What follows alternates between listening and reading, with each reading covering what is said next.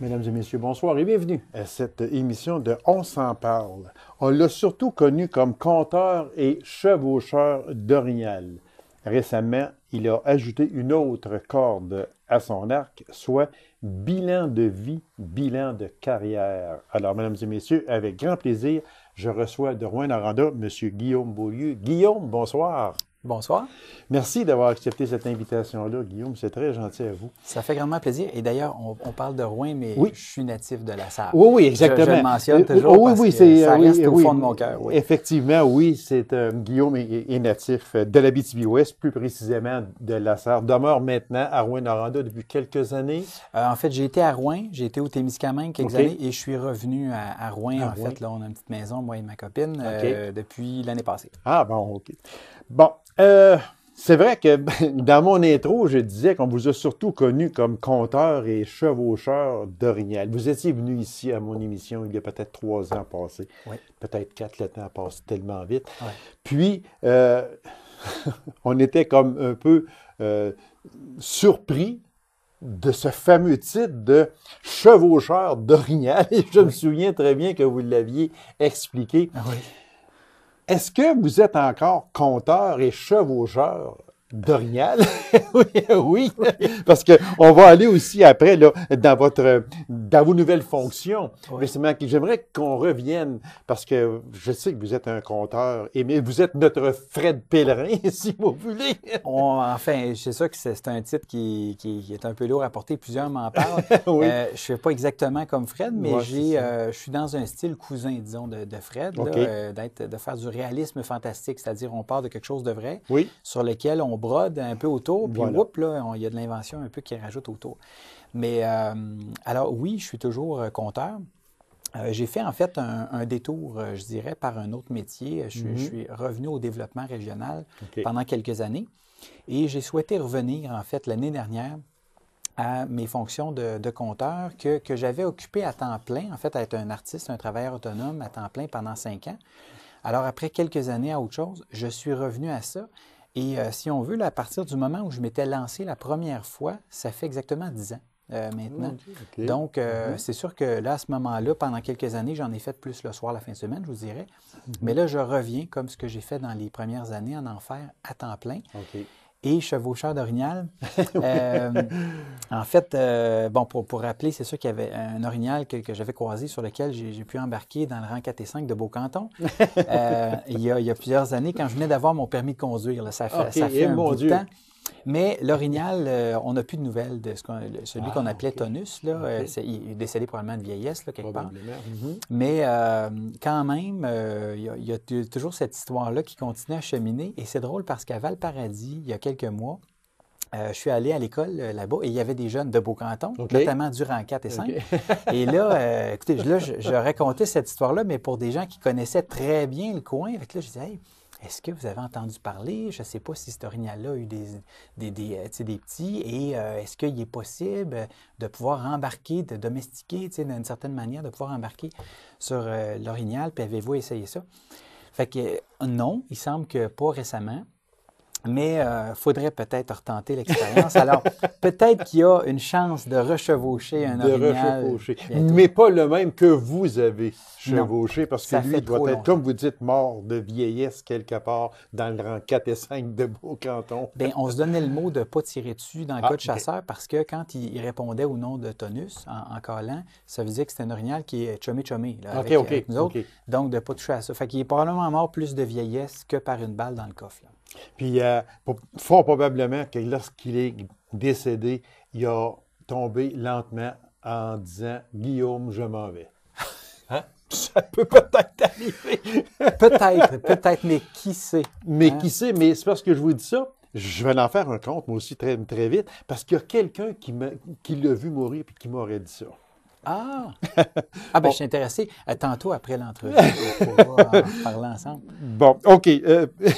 Comme ça, vous faites encore des comptes et vous en avez fait là, dernièrement et aussi pour le 100e de la Sarre, c'est ça? Oui, c'est donc l'été dernier, il y a eu le 100e de la Sarre. Il y a eu le parcours comté qui a fait beaucoup jaser. Donc, il y avait évidemment plusieurs fêtes anniversaires de villages dans le coin ou de villes. Et pour le 100e, ça faisait 1 an et demi déjà que je travaillais, je préparais un parcours comté qui a fait qu'à l'intérieur des anciennes rues, les plus anciennes de la Sarre, OK. moi et donc un partner, là, mon acolyte Jasmin Bouchard, on a fait ce parcours-là à deux en se lançant un peu la réplique, compter en même temps quelques anecdotes et tout ça qui faisait revivre un peu le passé d'une manière ludique. Donc, on a fait 2 fins de semaine. On a fait 15 représentations, en fait, de ce parcours comté-là qui a très bien fonctionné. Ça a été une belle expérience. On ne revient pas là. Il y a peut-être un intérêt pour revenir à l'été 2019 avec un contenu un peu comme revampé. Mais ça a été un bel exposure l'année dernière qui a bien fonctionné. Il y a plein de choses, parce que quand on est conteur, une parole contée, c'est pas juste là pour des gros moments, pour une tournée de spectacle solo. Ça peut aller dans toutes sortes d'occasions diverses, comme par exemple Sainte-Germaine qui fait un recueil de contes à partir de toutes sortes de choses qui ont été ramassées depuis quelques années. Ça se lance le 8 février prochain. Je vais être là parmi d'autres aussi qui vont raconter un peu autour. Donc, il y a plein de petites occasions, des contextes dans les écoles, parce qu'il y a beaucoup les tournées scolaires. Alors, ça permet de faire des projets, de faire créer les jeunes autour de ce qu'ils ont comme information historique dans leur milieu et de partir là-dessus. Donc, vous avez un nouveau développement, mais le conteur en Guillaume Beaulieu est encore vivant. Tout à fait.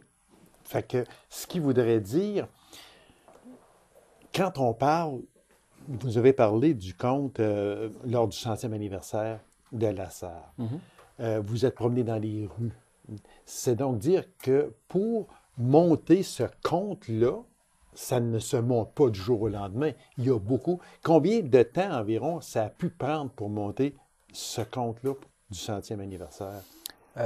Disons que c'est sûr, ça n'a pas été un travail temps plein pendant un an et demi. Oui. Mais disons que sur le total, si je raboute tout ça ensemble, là, j'aurais fait ça intensément. Là, ça peut représenter à peu près, je dirais, 2 à 3 mois de travail. Eh mon Dieu, OK. Oui.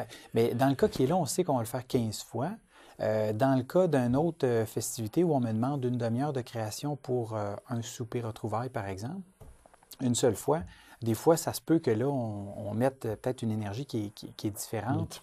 Puis là, des fois, je suis seul. Là, on était 2. Fait qu'il fallait se lancer à la réplique. Ça dépend vraiment des projets. Oui, exactement. Je veux juste ouvrir une dernière parenthèse, si vous me permettez, avant de passer à votre nouveau bilan, si on peut s'exprimer ainsi. J'en reviens juste à Fred Pellerin, OK? Si vous me permettez. Fred Pellerin, j'ai lu beaucoup sur lui. Puis, lui, il va donner parce que j'ai vu plusieurs spectacles de Fred Pellerin. Puis, il va donner son spectacle. Vous allez voir, supposition, le spectacle à la Sarre. Le lendemain, vous allez voir le spectacle à Amos, comme un village en 3D, disons. Bon. Mais il y a beaucoup de choses qui sont changées. Oui. Parce que lui, apparemment, et ça a été confirmé aussi, il va faire son spectacle, mais il va partir sur un côté que la veille, il était parti de même, là, il part comme ça. Est-ce que c'est un peu... Êtes-vous comme ça? Vous avez une ébauche, mais vous n'en allez pas directement. Ça vous emmène un peu partout, mais toujours dans le conte. Je te disais que oui et non. Oui, il reprend beaucoup ce qui est déjà présent chez beaucoup de conteurs au Québec, c'est-à-dire on n'est pas trop fixe ou fermé à des mots très précis qu'on doit dire. On peut broder et tirer autour. La chose qui arrive, par contre, c'est que lui, il va faire un spectacle qui va peut-être rouler 300 ou 400 fois. Ah oui, parce qu'un village en 3D, là, il a comme un peu rôdé ici en Abitibi, puis après ça, il s'en allait dans les grandes salles, c'est qu'un mot, là, mais à Montréal, dans les grands centres, devrais-je dire, puis après ça, il s'en va en Europe. Avec. Fait que là, il parlait effectivement de 300 à 400 représentations. Ce qui fait en sorte que pour réussir à faire bouger un peu ce spectacle-là, ça aurait bougé. Moi, si je faisais 400 représentations, je ferais probablement un peu semblable. C'est ça. Mais quand j'ai finalement, pour des représentations, 15 ou 20 représentations à faire d'un spectacle, ce qui est quand même pas si courant non plus, mais Ça bouge un peu parce que l'ambiance n'est pas pareille. Oui, Parce qu'on prend une c'est réaction vrai. de la salle à quelque chose d'un peu surprenant et on reprend ça dans l'histoire. C'est toujours intéressant puis gagnant, pas juste pour moi, mais les gens, ils sentent qu'on est avec eux. C'est ça, exactement. Vraiment. Et donc ça jazz un peu les histoires. C'est intéressant de le faire, mais je ne peux pas le faire au même niveau parce que je ne fais pas une représentation par soir Ouais, comme c'est lui. ça. Là. Ouais. Exactement. On va délaisser Guillaume Beaulieu, conteur, puis on va aller dans son nouveau, sa une nouvelle branche. corde à Ouais, son arc, si ouais, vous ouais. me permettez. Dans mon intro, je disais que vous avez rajouté une autre corde à votre arc. Bilan de vie, bilan de carrière. Expliquez-nous. En fait, je dirais que ça reste encore dans ce que fait un conteur, qui est Guillaume Beaulieu, mais c'est effectivement un nouveau service. C'est une nouvelle corde à un arc, c'est une nouvelle branche OK. à l'arbre. En fait, c'est que déjà pour monter, par exemple, mon coffret de contes et légendes qui avait été fait il y a bientôt Oui, 8-9 puis ans. que j'ai adoré, soit dit en passant. Ah, Oui. merci. Donc ça, c'est issu d'entrevues que je faisais avec des gens de chacune des localités Oui, qui me exactement. racontaient des choses et là, ben, je mettais autour et j'enregistrais. Ces entrevues-là, il y a plusieurs personnes qui avaient déjà les cheveux blancs à l'époque, qui sont décédées entre-temps, et pour lesquelles je me suis dit, si on avait fait un tour du jardin plus complet de ces gens-là, de chacun, sans doute on aurait ressorti une richesse encore plus grande, une sagesse de leur existence, les leçons de vie qu'ils en ont retenues.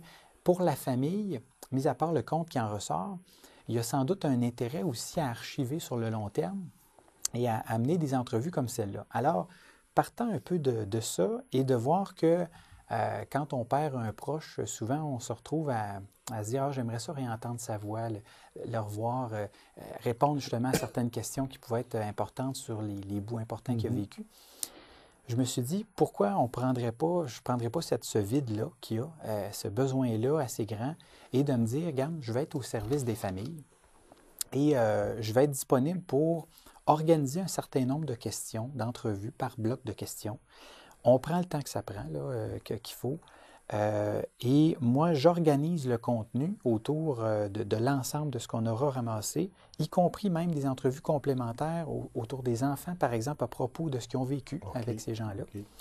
Et j'organise ça soit sous forme d'un livre, ou avec un livret et surtout un CD, par exemple, qui peut ressortir, ou une clé USB, ou ça peut être carrément une vidéo. Donc là, à ce moment-là, on ne fait pas juste entendre, mais on voit les gens. On voit, Et évidemment, je suis un conteur, donc avec tout le matériel qui est là, en ressortant des entrevues, de monter une histoire, soit sur la vie complète de la personne, ou sur un moment qui a été particulièrement important ou intéressant. Alors là, à ce moment-là, et c'est un peu la cerise sur le sundae, c'est que quand les gens me contactent pour me dire « Bon, regarde, on pourrait peut-être faire ça », c'est que des fois, il y a une occasion qui s'en vient. Comme par exemple, on a la célébration d'un 50e de mariage ou le 75e d'un tel durant l'été à telle date. Alors moi, avec tout ça, le résultat final, je peux aller le livrer directement sur place et c'est un peu le clou là, de la soirée, de dire « Regarde l'histoire de 15 minutes qu'il vient de faire, il vient nous livrer là. » Vous dites, et je vous cite, OK, « Nous sommes en train de vivre un changement de valeur et de rythme concernant la fin de vie. » Et oui, ça, c'est vrai.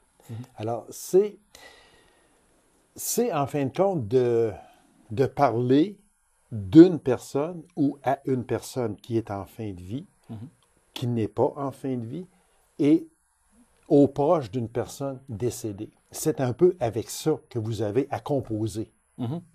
Alors, est-ce que les familles embarquent bien dans ça? Et je précise ma question parce que très souvent, ça peut être difficile pour une famille de compter, de parler d'une personne décédée. Est-ce que vous trouvez que les gens collaborent bien ou bien si les gens aiment mieux ou vous aimez mieux parler à cette personne-là qui, naturellement, n'est pas décédée? C'est pas le même contexte. En fait, c'est que moi, je suis vraiment destiné pour ça aux gens qui sont encore là. Le plus possible vivant. En fait, j'en fais pas pour des gens qui, mettons, viendraient de décéder. Là. Ah, OK. Donc, là, à ce moment-là... On établit ça comme il faut. Là. Oui, c'est ça. OK. Puis c'est que ça fait en sorte que les gens sont plus dans un deuil ou, mettons, je poserais des questions, puis les gens diraient « Hey, c'est une bonne question, j'aurais aimé y poser, mais Tabarouette, il est mort il y a 2 mois. » Ça serait triste, là. C'est vrai. Et donc, avant que la personne décède, soit parce qu'elle est en soins palliatifs, donc ça se peut, je peux le faire dans ces contextes-là. Puis psychologiquement aussi, d'être quand même rendu pas trop sous le choc d'avoir un mauvais diagnostic, mais être rendu à l'heure des bilans. Là. Ou encore le faire parce que, bon, on sait que la personne avance en âge, même si elle n'a pas une date de fin de prévue, qui a quand même plus en arrière qu'en avant, voilà, si on veut dire. Oui. Alors à ce moment-là, les familles, je dirais, embarquent, oui, mais moi, j'ai fait des projets tests, là, justement, pour avoir à ajuster ce genre de service-là l'automne dernier. Et là, je suis rendu à, justement, ouvrir l'agenda, à voir, bon, OK, est-ce qu'il y en a d'autres que ça tenterait de faire ça? Alors là, dans les dernières semaines, en ayant lancé ce service-là plus officiellement, le téléphone a sonné beaucoup pour avoir des compléments d'information. Alors, je vois que effectivement, c'est un besoin. Il y a des gens intéressés à embarquer là-dedans et à le faire sérieusement. Puis c'est un beau projet pour une famille de rassembler les souvenirs, les photos et de le faire. Mais il y a quand même certains freins. Pourquoi ça ne s'offre pas déjà par plein de gens? Notamment la modestie des gens. Ça, c'est vrai. Oui. C'est-à-dire que c'est souvent les enfants qui m'appellent pour dire « Mon père, là, il y aurait quelque chose d'extraordinaire à raconter. » Il appellerait peut-être pas lui-même parce qu'il dirait exactement. « Ma vie, c'est pas nécessairement... » là. Je la garde pour moi, mais par contre, les enfants veulent, eux autres, en savoir plus. Alors, j'aimerais que vous veniez rencontrer mon père. Puis, c'est tellement bien ce que vous dites parce que on est mieux parler avec la personne au présent qu'au passé. Ben oui, c'est sûr. Parce que c'est difficile d'aller dans une famille, comme vous l'avez si bien dit, puis que la personne est décédée il y a à peine quelques mois, et vous l'avez bien cité, on aurait dû lui poser cette question-là. Mais là, on ne peut plus y poser. Tandis que là, vous pouvez poser la question à la personne directement. C'est un beau projet. Et là, il n'est plus projet, là. Il est en fonction. C'est en fonction. Okay, alors, c'est possible dès maintenant de dire, selon évidemment l'agenda qui est là, on se donne rendez-vous, on le fait, on regarde les modalités, quel est le résultat final que vous attendez, voulez-vous quelque chose de plus petite ampleur, plus grande ampleur? Mais c'est vrai que dans ce qui change au niveau des valeurs, au niveau du funéraire, et j'ai déjà mentionné que c'est drôle parce que autant les boomers ont fait la révolution tranquille, là, ils arrivent plus, sont presque tous à la retraite, et ils révolutionnent encore en passant partout où ils sont, y compris dans justement la fin de vie. Alors, par exemple, ces gens-là disent, plus que les générations d'avant, si vous avez quelque chose à me mentionner ou vous voulez me remercier de quelque chose, ça serait le fun que ce soit de mon vivant, plutôt qu'à titre posthume. Donc, alors, ça fait en sorte que, écoute, si on a encore bon pied, bon oeil, et puis que on a des bons souvenirs qui remontent à il y a plusieurs années, puis ça, on le ramasse, et pendant que la personne est pleinement consciente, ça permet de lancer des fleurs à notre entourage, autant sur un bord que sur l'autre. Donc, les enfants peuvent le faire en lien avec leurs parents plus âgés, mais les parents plus âgés peuvent dire « Moi, j'ai vécu tel moment que j'ai trouvé bien appréciable à propos des enfants. » Et dans les dizaines d'années futures, ce contenu-là qui est conservé prend de la valeur dans la famille parce que là, on est capable d'y revenir à ça puis de se dire c'est vrai que tel moment, puis garde, ça a été appréciable, puis on a eu l'occasion de se remercier pour ça. Ça me fait un peu penser, Guillaume, lors du 100e de Macamic, il y a eu un DVD qui est sorti. 70 ou 74 personnes ont figuré, qui se sont assis, puis ont parlé. Ils ont parlé, tout simplement. Puis, les gens, là, on leur disait très bien, faites-les pas pour vous autres. faites-les pour vos enfants. Faites-les pour vos petits-enfants qui vont pouvoir regarder dans, je sais pas, 10, 12, 15, 25 ans, peu importe, dire « Hey, c'était grand-papa, c'était grand-maman ». C'est un peu le même but aussi un peu visé, parce que moi, je l'ai fait, moi, dans la vidéo du 100e, pas pour moi, je l'ai fait pour donner un cadeau à mes enfants et à mes petits-enfants. C'est un peu le même genre que vous voyez là. C'est un peu le même genre, mais surprenamment, au détour, quand on termine, là, la personne, oui, l'a fait pour les générations d'après, mais en même temps, arrive à se dire, hey, finalement, pour moi, là, j'ai trouvé ça intéressant de faire le tour puis de répondre à ces questions-là qu'on pense peut-être pas tous les jours. Donc, ça amène des réflexions aussi. Ça fait un processus intéressant aussi pour la personne qui le vit. Parce que quoi de plus original que la personne elle-même qui va compter quelque chose et non pas par un subalterne qui va dire, ben moi, mon père faisait telle affaire, mais c'est le père qui vient le dire, ça n'a plus la même signification. Bien, c'est pourquoi je dis justement que je suis au service des familles. Et, tu sais, à la fin, moi, je peux conter une histoire, là, justement, à ma façon, avec Oui. ma gestuelle, mon imaginaire. Mais quand on a une histoire de chasse qui est racontée par la personne même, puis qui dit, vrai comme je suis là, il s'est passé ça, puis le bas qui est arrivé, vous J'étais n'auriez là, jamais puis cru ça, mais je l'ai fait. Puis on a l'intonation, on a l'émotion qui Oh, passe oui. à travers la voix même de cette personne-là. Et donc, c'est vraiment de donner la parole pour faire briller ces gens-là sur le long terme. Ouais. Vous l'avez dit très vitement tantôt, on va y revenir si vous me permettez. Vous avez 3 forfaits que vous pouvez, un compte avec un CD, livre, photo et clé USB, Oui. et vidéo DVD. Oui. Dans ce que vous avez fait actuellement, c'est sûr que la vidéo avec DVD, c'est à peu près l'apothéose. C'est ce qu'on peut dire que... Bien, pas toujours. Non, pas toujours, OK. Parce qu'il y en a des gens qui sont moins à l'aise avec l'image qu'ils projettent. OK. Donc, des gens qui disent « Ah, j'aimerais pas ça qu'on me voit, puis alors je suis rendu, je suis moins présentable. » Il y a des gens pour qui ça gêne d'avoir une caméra OK. plus que d'avoir une enregistreuse Ah, audio. j'aurais pas pensé ça. Oui, mais c'est un fait. C'est vrai, oui. Quelques-uns, oui, mais OK. pas forcément. Je pensais aussi là, au départ, comme vous, là, que ça serait comme ce que tout le monde voudrait. Mais non, pas forcément. Alors, quelques-uns, oui, mais des fois, c'est l'audio qui prime. OK. Et le livre, c'est sûr qu'on pense à, tu sais, physiquement, un livre, là, on va pouvoir transmettre ça, on peut le garder dans la bibliothèque. Oui. Ça a une noblesse. Le livre, quelque chose qu'on pense long terme, mais même dans le cas du livre, il vient avec des extraits audio. Donc, dans le livre, on peut voir, pour en savoir plus ou l'entendre directement de la personne écouter la piste 44. Alors, à ce moment-là, on peut aller écouter la piste et là, on a directement ce qu'il y en est. OK. Alors, il y a toujours quelque part soit l'audio ou le visuel et on ajoute à ça soit le livresque. Là. Est-ce qu'on peut dire, Guillaume, que c'est un contexte de fin de vie? Est-ce qu'on peut prendre ça de même?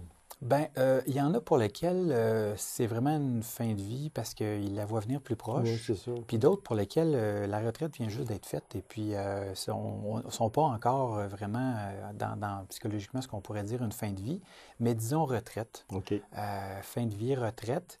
Et dans certains cas, on parle, parce que ce genre de projet-là peut aussi être fait dans le cas d'une entreprise qui voit partir un pilier qui est important, qui a été là pendant 20, 25 ans ou 30 ans, et de dire, hey, à la retraite de M. Chose ou Mme Untel, on va faire ce projet-là, mais sur l'ensemble de sa vie, disons, plus professionnelle. OK. Alors là, on passe tout un pan d'anecdotes et de choses qui ont pu se passer, ce qui permet de boucler la boucle du travail et de ressortir de là avec une entrevue et tout ça qui peut être utile aussi pour comprendre des choses sur l'entreprise, mais aussi remercier comme il se doit la personne et bien boucler la boucle, en fait.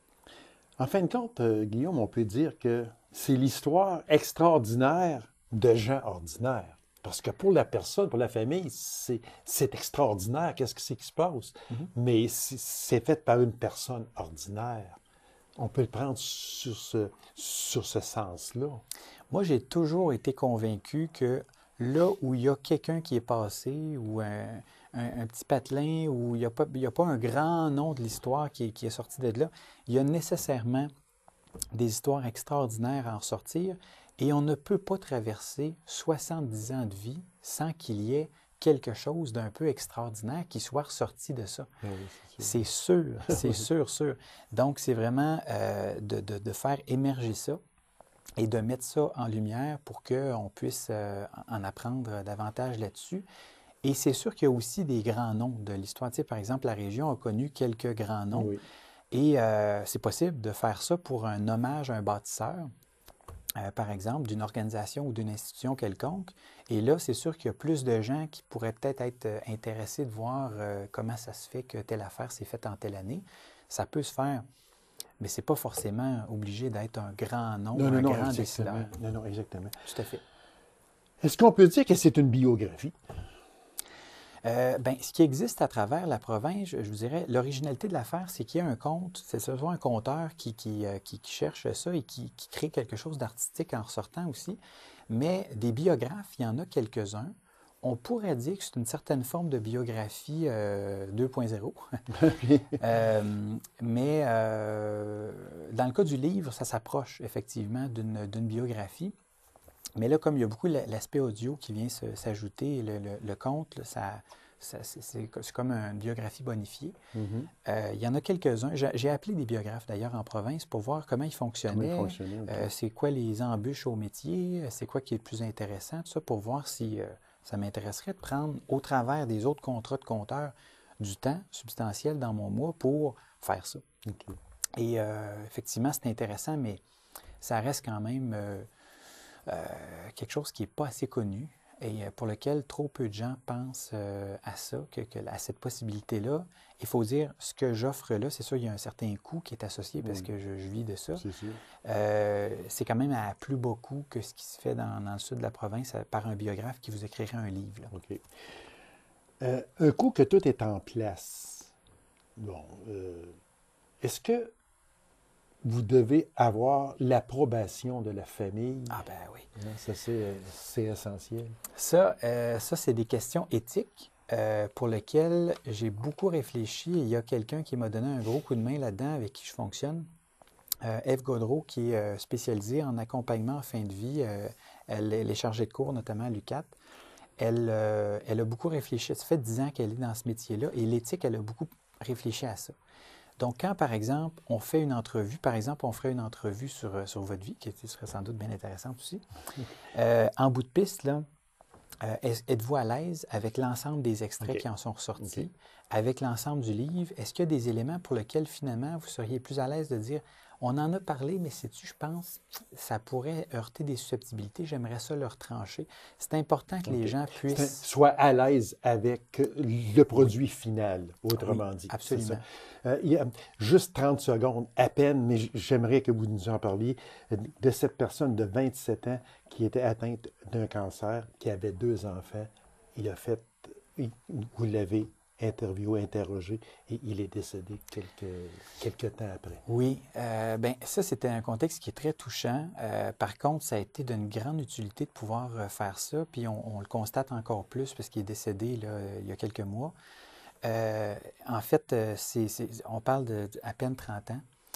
Et à 27 ans, il a su qu'il avait son diagnostic. C'est effectivement, là, ce qui en est ressorti, c'est notamment les extraits audio, un livret et le conte que j'ai fait qui, dans le fond, résume la vie de cet homme-là à des enfants de 1 et 3 ans. Ça devait pas.